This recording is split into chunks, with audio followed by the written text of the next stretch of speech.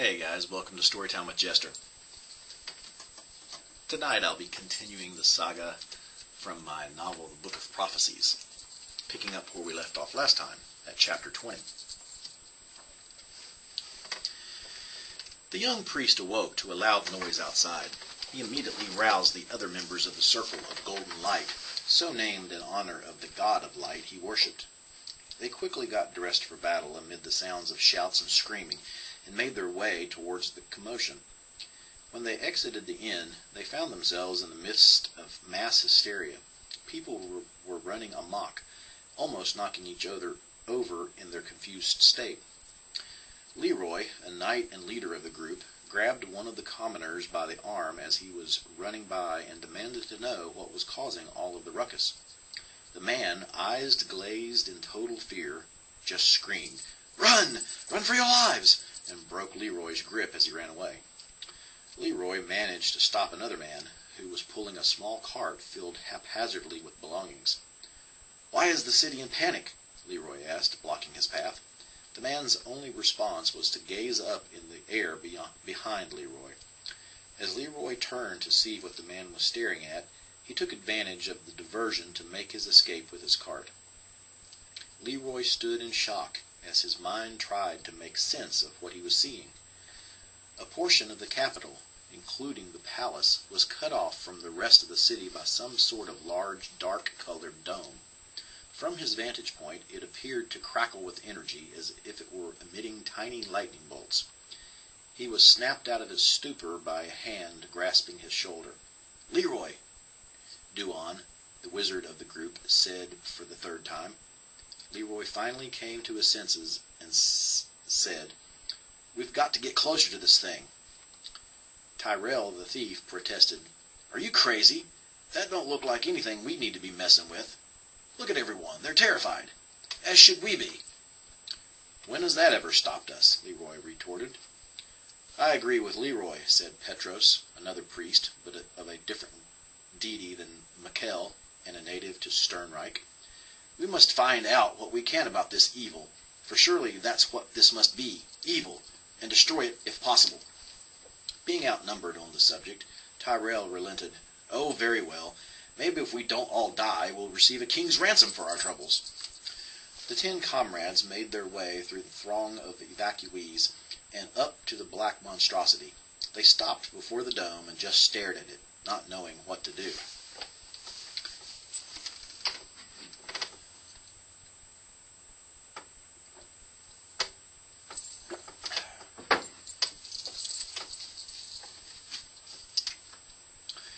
"So now what?" Tyrell asked, almost sarcastically. "Do we hit it?" he said, now being sarcastic. "Or do we just walk in?" "Can we just walk in?" questioned Leroy. "Darkness be gone!" Mikkel commanded as he cast light at the half-sphere. The light seemed to be swallowed inside the dome, disappearing as quickly as it was brought forth. "Guess it's never heard of your god of light," Tyrell said. Petros walked closer and put forth his gauntleted hand. As his hand came into contact with the dome, it disappeared as the light had done. A quick second later, Petros pulled his arm away from the dome, his hand still attached. "Well," he said, "it looks like we can enter." "Yeah, but have you noticed?" Tyrell said, and then paused to allow for what he was about to say to sink in. "No one is coming out." Before anyone could respond, Petros said, as if ignoring Tyrell, "The Earl awaits," and he walked into the dome and disappeared. "Now why did he go and do that?" Tyrell said, knowing the ramifications of Petros's heroic deed. "Here goes nothing," he said, as he went to follow. But as he walked into the dome, it surged and repelled him, throwing him back several feet to the ground. The others looked on in surprise. Then Leroy, realizing in horror the potential meaning of what just occurred, girded himself with his shield and charged the dome. Like the thief before him, his attempt at breaching the dome's surface resulted in him lying prone on the ground. Determined to rescue their heroic comrade, one by one the members of the Circle of Golden Light assaulted the structure, and one by one they were thrown back, refused entry by the dome. Chapter 21. Thorfinn, a childhood friend of his named Nosgar, and Tharuik were near the end of their journey that started far north in Pelandava, went south through the mountain pass in the Fagras Mountains into the kingdom of Van, through Brandenburg and Gobardig, and into Stern Reich, where they were approaching a small village that lay in their path to the Jan Mayen Mountains. The sun was setting, and they were tired and hungry. The lone inn of the little town was lit up like a beacon, inviting them to rest their feet and fill their enormous thirst. As they walked through the entrance, they were assaulted by the din of the place. If they had wanted a relaxing evening, it would not be this night. The serving wench was darting to and fro, attempting to keep up with the demands of the overly large crowd. The three walked up to the trestle, where the bartender was busily making drinks. Thorfinn, not wanting to make his parched throat wait any longer for some relief, tossed a small bag of coins on the counter. The sound of a bundle of coins hitting the wood of the trestle got the reaction he had hoped for from the barkeep. "What may I get for you?" "I know, a large mug of ale." "Make it 2, Thorin corrected. "I thirst." "Right away," the bartender said as he scooped up the bag of coins. "And the same for my 2 friends here," Thorfinn added, not wanting to forget Nosgar and Tharuik, lest he have to battle them for his pair of draughts. Then, remembering Tharuik's distaste for alcoholic beverages, he amended, "Better make that 5 ales and a mug of goat's milk." The little fellow, he thought to himself, won't need more than 1 to start off with. I'll take 3. The bartender was quick to return with Thorfinn's request. As the trio began to weave their way through the throng of patrons, a hand flew into one of Tharuik's mugs, spilling the precious contents everywhere. A loud smack was then heard, the resulting of a hand on the side of the face of a man sitting at a table nearby. The owner of the open-handed swing was the beautiful young raven-haired serving wench. The object of her anger immediately jumped to his feet and grabbed her arm, squeezing it tightly in his grip. "Why, you little—" he began as his free hand drew back in a fist as if to punch the girl. His remark was cut short when he was suddenly drenched in ale. He turned quickly, averting his fist from the girl to the one who assaulted him with drink. He paused as quickly as he turned when he came face to face with Thorfinn, a drink in one hand and an empty mug in the other. "You look like you needed cooling off," Thorfinn said. "Now, I'd rather drink this here ale than waste it on the likes of you, so I think I'll have my dwarven friend here hold it for me while I teach you a lesson in how to treat women." The inebriated thug started to say something when his mouth was met harshly by the fist of Thorfinn's empty mug hand. The man was sent falling backwards from the force of the punch. Still holding his second mug of ale, ne'er a drop spilt, Thorfinn said, "Guess that won't be necessary," as he turned it up and chugged it. Wiping his lips with the back of his hand, he looked around the room, awaiting either an attack from the thug's friends or a raucous burst of laughter. He received neither. Instead, the patrons continued on in their doings as if nothing had occurred. Stumbling to his feet, the thug pointed a finger at Thorfinn and muttered, while wiping the blood from his busted nose with the other hand, "How dare! You'll regret! I'll be back and Borgolf will—" He then stumbled out of the inn, humiliated. A soft but firm hand grabbed the muscular arm of Thorfinn. "Why did you get involved?" she demanded. "I had everything under control. Now—" She paused, gained control of her emotions, and continued softer. "Now, my brave and foolish protector, you have all but doomed this village." "From that sniveling coward?" Thorfinn protested. "Him? Never. No. It's the one he follows. Borgolf. He has the villagers terrified. He will return with his men and destroy everything and everyone." "Calm down, lassie," Tharuik said. "My barbarian friends and I will handle him and his lot." "So the 3 of you are going to stop a dozen giants, are you?" the wench said in disbelief. Tharuik had started drinking his milk, smug with his boast of him and his companions' prowess in fighting. At the mention of giants, he spewed out the contents of his mouth. Thinking him to be shocked by the announcement of what they'd be facing, she instead heard only, "Ugh! That's not goat's milk!" He had downed Thorfinn's 3rd ale. Chapter 22. Boom! Boom! Boom! The mugs on the table rattled with each thundering sound. It was as if trees were falling in slow succession. Outside the inn, a loud thundering voice bellowed, "Bring out them that insult me, or we bash your village to nothing." "Looks like Bergolf is here," Tharuik said as he downed his drink.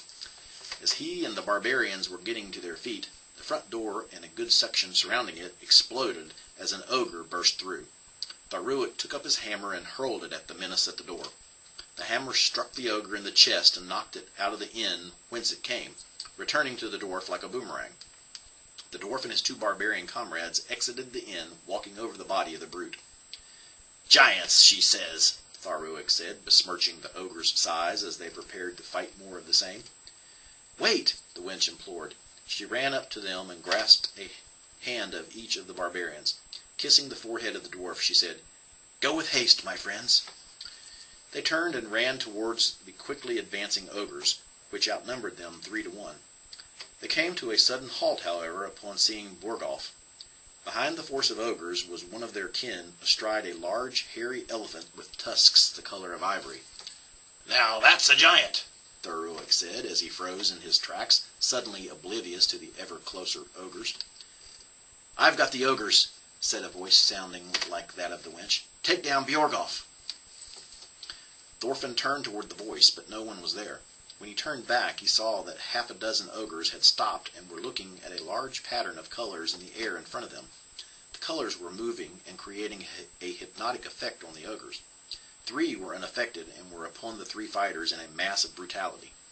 Thorfinn and Nosgar were battered by the huge fists of 2 of the ogres, sending them flying several feet back. Tharuik was too short and quick for the 3rd ogre. He dodged the brutish beast and charged the elephant-mounted giant. While in full stride, he let his hammer fly. At the same time, the giant reached into a large sack and produced a small boulder, hurling it in like fashion at Tharuik. The hammer hit the giant full in the chest, ricocheted, and returned to its owner. Tharuik dodged the boulder, caught the hammer, and let it fly once again at the giant. The ogre that attempted to smash Tharuik suddenly fell to the ground without wound. Thorfinn and Nosgar recovered from their initial beating, and in a flurry of blades made mincemeat of the 2 ogres. They then charged toward the main battle. Seeing that his force was so quickly eliminated, Bjorgolf became enraged and spurred the mastodon to charge. He raised the huge club he carried high in the air, preparing to smash the nasty little dwarf's head in at first chance. Tharuik's hammer hit home first, this time against the giant's head. The hammer then streaked back to the dwarf, who grasped it expertly out of the air and moved to the side of the charging elephant. Thorfinn and Nosgar each went wide, slicing at the elephant's huge legs with their scimitars as they passed.